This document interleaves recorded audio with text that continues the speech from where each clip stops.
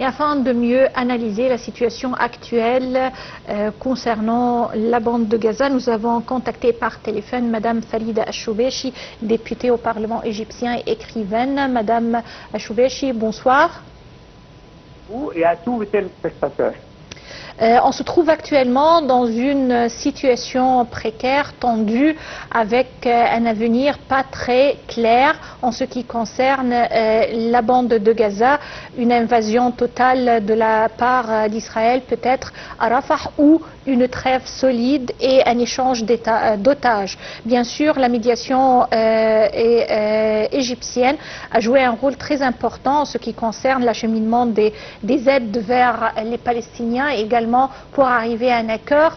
L'Égypte également, via son ministre des Affaires étrangères, avait hier fait des déclarations claires et nettes concernant la situation dans les territoires occupés et que l'Égypte est préparée à tout scénario possible. Quelles sont vos analyses de cette situation actuelle? Moi, je pense qu'Israël est en train d'agir comme un phénomène étrange au globe terrestre. C'est quelque chose qu'on n'a jamais vu.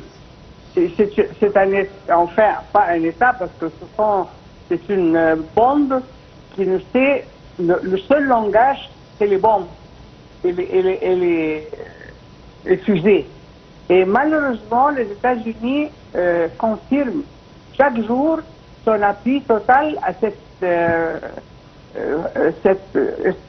comment dire, je ne veux même pas dire un État, oui. C'est-à-dire à ce statut-là qui est vraiment étrange. Maintenant, ça fait combien de jours? Ça fait, oui, c'est le 8e mois que Israël n'arrête pas de bombarder, de tuer. Il y a presque 100 000 maintenant entre blessés et morts.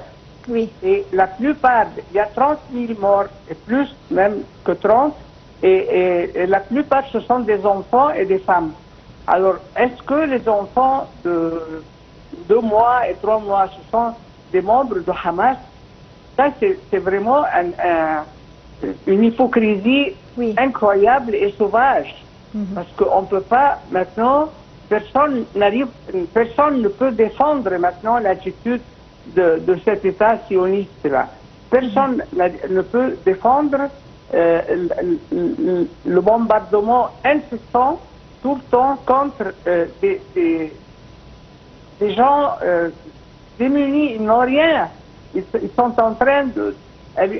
Israël est en train de le déplacer d'un coin à un autre, comme si ce n'était pas leur patrie. C'est-à-dire que l'Égypte a pris une position historique très honnête et très louable. D'abord, elle a interdit l'exode des Palestiniens pour faciliter et liquider la cause palestinienne. Oui. Et puis, deuxièmement, l'aide aux frères palestiniens continue grâce à l'attitude ferme de l'Égypte et à sa détermination d'aider la population palestinienne. Oui. Oui, mais également l'Égypte a une position ferme en ce qui concerne le bombardement de Rafah parce que... Bien sûr. Oui, Rafah, non seulement c'est le dernier point des Palestiniens qui s'accrochent à leur territoire, mais également c'est les frontières égyptiennes qui sont mises en danger. C'est pour ça que moi je dis qu'Israël est en train d'agresser tout le monde. Oui. Il n'y a pas cet État-là qu'on nous a créé à cause de soi-disant l'Holocauste commis par Hitler. Nous, on est pour rien dans ce crime-là qui est maintenant, ça n'arrête pas, les crimes israéliens et sionistes n'arrêtent pas contre nous.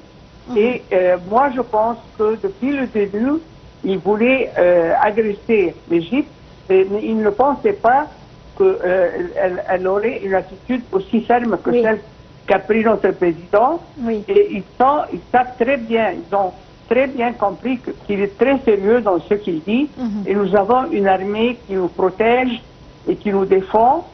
Et nous allons, je pense que Israël est en train d'écrire sa dernière page dans l'histoire de son incarnation forcée dans notre région. Oui.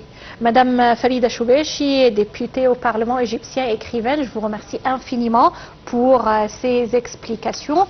Et on passe à un autre dossier très important également dans le contexte actuel, c'est le dossier économique en Égypte. Et parlons du projet de développement de la région de Ras el-Hekma et le prêt du Fonds monétaire international dernièrement qui ont permis à l'Égypte de se procurer d'une quantité suffisante de devises étrangères, un quota suffisant. La Banque centrale égyptienne a annoncé lors d'un communiqué publié hier que les réserves de devises internationales nettes ont atteint 41,057 milliards de dollars jusqu'à la fin avril 2024. C'est une très bonne nouvelle. Les détails concernant ce développement positif en ce qui concerne l'économie égyptienne à travers ce commentaire signé Sarah Al-Maghrabi.